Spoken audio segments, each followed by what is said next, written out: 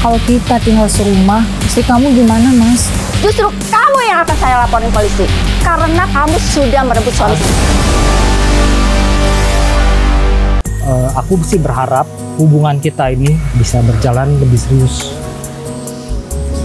Ya, aku sih senang ya, Mas, mau. Cuman yang aku khawatirkan, kalau kita tinggal serumah, istri kamu gimana, Mas? Udah, kamu tenang aja. Yang penting, kamu mau ikut aku ke Jakarta. Dan kita akan bisa hidup lebih bahagia kalau di Jakarta. Pertama karena perhatian dia bukan saja sebagai seorang kekasih, tapi juga sebagai orang tua. Perhatian yang selama ini yang tidak saya dapatkan dari keluarga. Singkat cerita, pada tahun 84, saya nikah siri.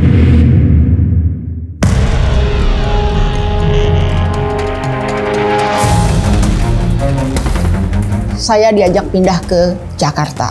Saat itu saya sudah mempunyai seorang anak. Pada saat saya diajak pindah ke Jakarta. Oh, di sini ini dia mobilnya Mas Alex nih. Mas Alex! Mas! Keluar kamu! Mas! Ada apa ya, Mbak? Teriak-teriak di rumah orang? Oh, jadi kamu perbuat suami saya? Di mana Mas Alex? Kamu apain dia? Lah, Mbak ini siapa? Datang ke rumah orang tanpa permisi, teriak-teriak. Saya ini istrinya. Kamu yang siapa? Istri pertama marah. Beliau datang, kami ribut, kata-kata kasar dari saya, dari beliau, itu sudah tidak terelakkan lagi. Saya mau bikin suami saya lebih cinta dan sayang kepada saya. Satu lagi, Bah. Iya. Saya mau suami saya lebih milih saya dibandingkan istri pertamanya. Oh, itu mah Abah sudah siapkan buat Neng.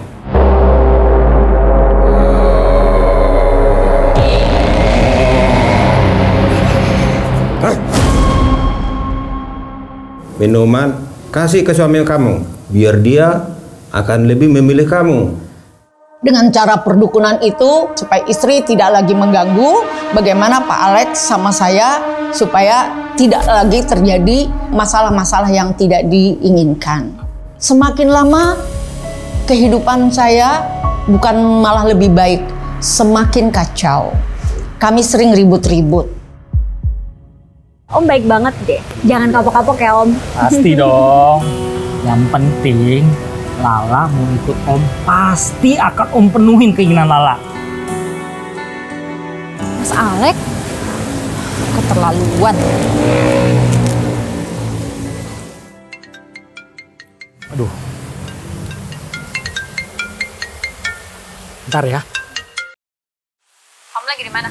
Aku lagi di kafe sama teman bisnis. Aku lagi di belakang kamu.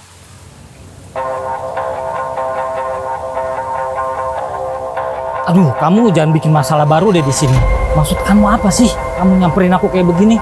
Jelaskan, ini semua maksudnya apa? Dia siapa dan kamu ngapain? Dia itu ya rekan bisnis aku. Rekam bisnis. Iya. Kebangetan kamu ya. Aku pikir setelah kamu sama aku, kamu bakal berubah. Udah deh, aku nggak mau nambah masalah baru dan ini tempat umum. Lebih baik kita selesaikan di rumah. Kamu silakan pulang. Keterlaluan. Ternyata Pak Alex punya wanita lain lagi setelah saya. Bukannya dia mengakui, intinya hubungan saya bukan lebih baik, malah lebih kacau. Marilah kepadaku semua yang letih lesu dan yang berbeban berat. Aku akan memberikan kelegaan kepadamu. Saya diajak ibadah dan pada saat itu firman Tuhan yang saya dengar, marilah kepadaku yang letih lesu dan berbeban berat. Aku akan memberi kelegaan kepadamu. Firman Tuhan yang saya dengarkan saat itu benar-benar membuat saya menangis dan membuat saya lega. Serahkan semua sama Tuhan. Tuhan akan pasti tolong menyelesaikan segala sesuatu. Tuhan pasti akan buka jalan. Saya tidak merasa bahwa Tuhan itu ada dalam hati. Pada saat saya ditantang dalam ibadah itu, buka hati. Saya ikutin, saya buka hati. Terima Tuhan Yesus. yes Tuhan, saya terima Engkau. Saya menangis di situ. Saya rasakan damai sejahtera Tuhan menguasai hati saya. Saya rasakan damainya Tuhan, kasih Tuhan yang selama ini tidak saya dapatkan, itu saya dapatkan. Sekalipun dosamu merah seperti kirmizi, akan menjadi putih seperti salju. Sekalipun berwarna merah seperti kain kesumba, akan menjadi putih seperti bulu domba. Saya sudah terima Tuhan Yesus. Tidak ada yang namanya istri kedua. Dan dalam saat itu perasaan saya gini, saya sudah percaya Tuhan. Masa saya jadi istri kedua? Mengganggu hati saya dan pikiran saya. Saya mau hidup sungguh-sungguh di dalam Tuhan. Saya tidak mau lagi melakukan hubungan suami istri dengan Pak Alek.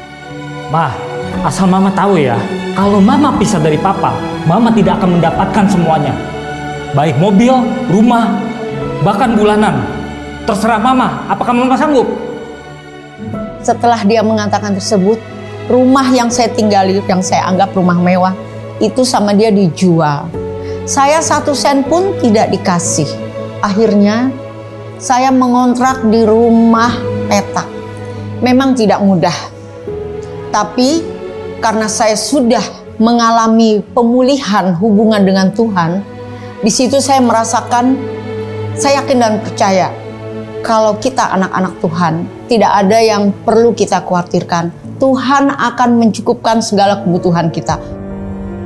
Yang saya alami setelah saya bisa meninggalkan, dan saya bersyukur langsung ketemu dengan ibu, istri pertama.